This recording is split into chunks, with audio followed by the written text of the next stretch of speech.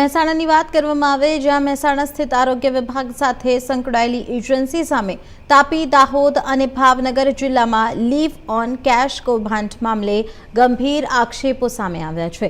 કર્મચારીઓને મળવાપાત્ર રકમ એજન્સીએ પોતાના ખાતામાં મેળવી હોવાના આરોપોને લઈને ચર્ચા તેજ બની છે। આ સમગ્ર મામલે મહેસાણાની અલ્ટ્રા મોડર્ન એજન્સીના માલિક નિલેશ ચૌધરીએ પોતાની પ્રતિક્રિયા આપી છે। નિલેશ ચૌધરીએ જણાવ્યું હતું કે તંત્રને પણ હજુ સ્પષ્ટ નથી કે આ રકમ કોને ચૂકવવાની છે। તેમણે દાવો કર્યો છે કે એજન્સી દ્વારા સ્વયં તંત્રને પત્ર લખી આ રકમ અંગે માર્ગદર્શન માંગવામાં આવ્યું હતું।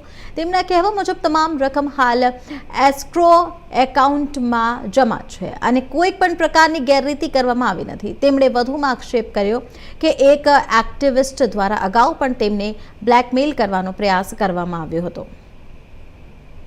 એજન્સી સામે જે આક્ષેપ કરવામાં આવે છે, 3 જિલ્લાના મેન પાવરના જે કેસ ક્રેડિટ હતું એ પચાવી પડવાનો આરોપ છે, શું કહેશો? આ જે બાબત છે એ તો એકદમ તદ્દન ખોટી પાયા વિહોણી છે। જે લીવ ઓન કેશના પેમેન્ટની વાત છે તો એમાં એ લીવ ઓન કેશના પેમેન્ટ બાબતે મેં જ સરકાર જે તે અધિકારીને લેટર લખેલા હે CDHOને કે ભાઈ આ પેમેન્ટની જે ચૂકવણું રહ્યું એ એમ્પ્લોયને કરવાનું થાય છે, જે સરકારના પરિપત્ર છે 2019ના ઠરાવ પ્રમાણે। તો તમે એના વિશે વિભાગમાંથી માર્ગદર્શન મેળવી ત્યારબાદ અમને હુકમ કરો કે અમારે કેવી રીતે કરવું હોય, બરાબર। અને એ પેમેન્ટ એસ્ક્રો એકાઉન્ટમાં જમા છે, દાહોદમાં એસ્ક્રો એકાઉન્ટમાં જમા જ છે પેમેન્ટ।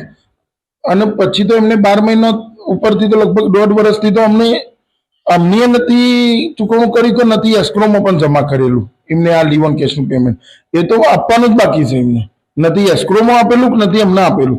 અને આગળ જે છે એ અમને ચૂકવ્યું હતું તો અમે એમને કીધું કે ભાઈ આ પેમેન્ટનું અમારે શું કરવું, તો એમને એવું કીધું કે ભાઈ આ પેમેન્ટ રહ્યું એ સરકારમાં જમા કરવાનું થાય। એટલે મેં એમને એમ કીધું કે ભાઈ સરકારમાં જમા કરવાનું થાય અને જે પરિપત્ર છે 2019 એ પ્રમાણે તો એમ્પ્લોયને ચૂકવવાનું થાય છે, તો એ પ્રમાણે અમારે શું કરવું? તો અમે એના કરતા ભાઈ એસ્ક્રોમાં જ પડી રાખો આ પેમેન્ટ। તો એસ્ક્રોમાં જ પડી રાખેલું આ પેમેન્ટ નથી એ મારા જોડે કે નથી સરકાર જોડે કે નથી એમ્પ્લોય જોડે। તો પછી આપની સામે જે આરોપ લગાવવામાં આવે છે 5 કરોડ કરતા વધુની રકમ ખાઈ જવાનું, હા, તો એમાં કેટલું તથ્ય? એ આ લેબાગુ તત્વો સાહેબ, અને આ ખોટી રીતે આવી રીતના બ્લેકમેલિંગ કરવાના પ્રયત્નો વારંવાર અમુક આ તત્વોએ મને સંપર્ક કરી બ્લેકમેલિંગ કરવા માટે તોડ કરવા માટેના ઘણા પ્રયાસો કરેલા, પણ હું એમને આમાં કોઈ સફળતા થવા દીધેલી નથી। અને એમના જે આ ખોટી રીતનાનો મને એક્સપોઝ કરવાનો પ્રયત્ન કરી એ લોકો આગળ એ જ આવા જ લેબાગુ તત્વોએ મારા વિરુદ્ધમાં GST ડિપાર્ટમેન્ટની જ્યારે અમારા ત્યાં રેડ પડી ત્યારે મારા વિરુદ્ધમાં જ આ લોકોએ એ રીતનાનું લેટરો લખ્યા, મીડિયામાં આવ્યું કે ભાઈ ખૂબ જ મોટું કૌભાંડ GST ડિપાર્ટમેન્ટમાં આ લોકોએ કરીને GSTનું ઉચાપત કરેલી રકમની। તો GST ડિપાર્ટમેન્ટે જ મને લેટર લખીને આપ્યો ચોખ્ખો કે ભાઈ તમે 1 રૂપિયાનો GST લઈ અને ના ભર્યો હોય ને એવું કૌભાંડ કરેલું નથી, એવું GST ડિપાર્ટમેન્ટે જ ખુદ લખીને આપેલું। અને તેમ છતાં પણ આવા લોકોએ બ્લેકમેલિંગ કરવા કે અમને ધંધાકીય નુકસાન પહોંચાડવાના પ્રયત્નો કર્યો। આ જે પૈસા છે એસ્ક્રોમાં પડ્યા છે?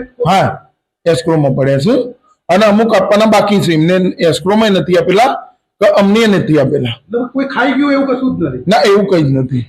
તો હવે સરકાર જે માર્ગદર્શન આપે એ પ્રમાણે તમે હા, સરકાર માર્ગદર્શન આપે એમ થશે ને। તો આ ખાઈ જવાની વાત છે ઉપજાવી કાઢેલી છે, એ તદ્દન ખોટી વાત છે અને સ્પેશિયલી બ્લેકમેલ કરવા માટે આ થઈ રહ્યું છે। તમને આ રીતે બ્લેકમેલ કરવાનો જે પ્રયત્ન થઈ રહ્યો તો હવે આગળની કાર્યવાહી તમે શું કરશો?